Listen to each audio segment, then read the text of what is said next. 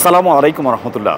আপনারা দেখছেন আমি একটি মসজিদের সামনে দাঁড়িয়ে আছি। এই মসজিদটি মদিনায় মসজিদে নববীর পশ্চিম দিকে অবস্থিত।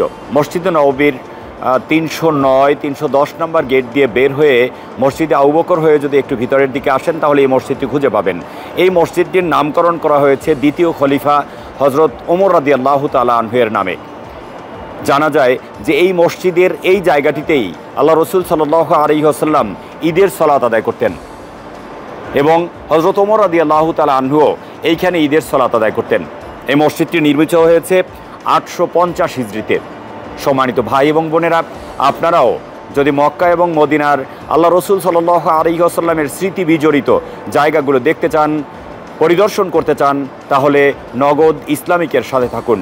নগদ ইসলামিকে মোবাইল রিচার্জ, পেমেন্ট এবং অ্যাড মানি করে আপনিও এই সুযোগ গ্রহণ করতে পারেন। আল্লাহ তাআলা রব্বুল আলামিন আমাদেরকে সবাইকে আল্লাহ রসুল সাল্লাল্লাহু আলাইহি ওয়াসাল্লামের স্মৃতি বিজড়িত মদিনার বিভিন্ন জায়গা দেখার সুযোগ করে দিন। মসজিদে নববীতে সালাত আদায় করার সুযোগ করে দিন। আমিন। আসসালামু আলাইকুম ওয়া রাহমাতুল্লাহি ওয়া বারাকাতুহু।